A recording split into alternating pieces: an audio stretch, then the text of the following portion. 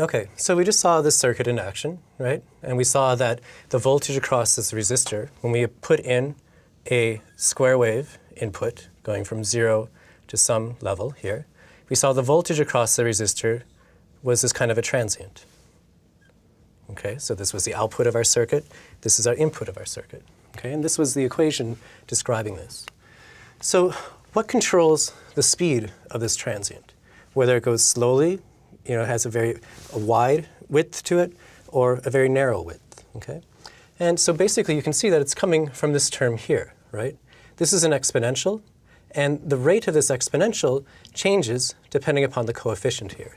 And in particular, we can define a time constant, RC, and so this now is just simply, we can write this equation again, VR is equal to Vs e to the minus t over tau. And the value of tau will determine how fast our circuit discharges, if it has a transient, or if we're measuring it across the capacitor, how fast it charges. Okay, what is the transient here?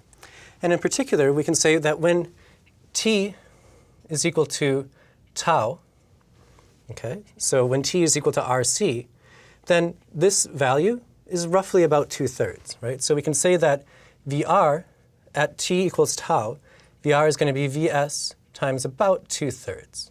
It's not strictly correct, but it's around that point. So what does this mean? This means that if we go through here and we have this transient signal that comes over our resistance, right, it's going to drop about 2/3 of its value here at time tau equals RC. Okay? So you can see if we have a larger value of RC, right, then it's going to be a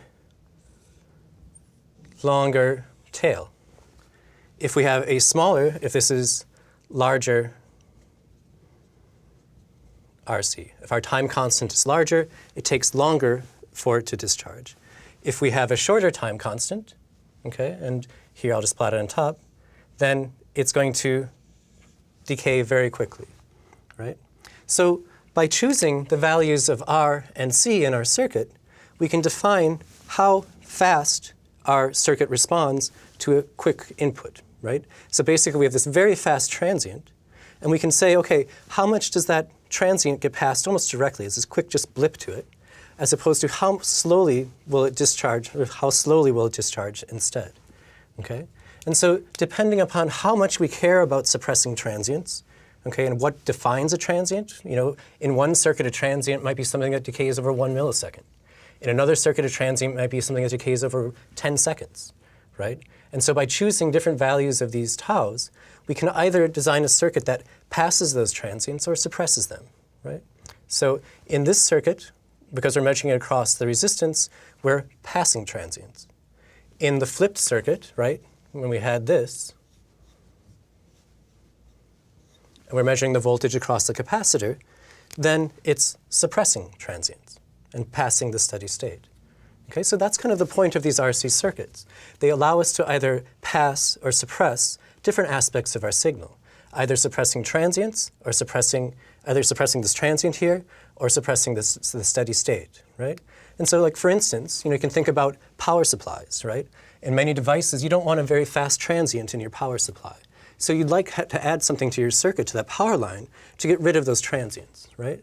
So something like this kind of a circuit, if you just added this on the simple RC circuit, it's going to suppress those transients. Any transient in the voltage supply to your device is going to be shorted by this capacitor to ground, and you won't see it on the output. It's going to be with this kind of a decay to it. Okay? Conversely, there might be some devices or some kind of signals that have a very slow drift over time. So the voltage gets larger and larger and larger over time. Maybe our device is not happy with those changes of voltages over time. If we want to suppress those kinds of slow drifts, those kind of changes in steady state, maybe we want a device like this, or a circuit like this kind of an RC circuit, where we basically will suppress any of those steady state things and only steady state components of our signal and only pass those transients, right? So we can use RC circuits to essentially condition our voltages, passing transients or suppressing them. And this becomes a very simple circuit, right? But it's also very useful. And we're going to be using this in your design challenge as we go forward.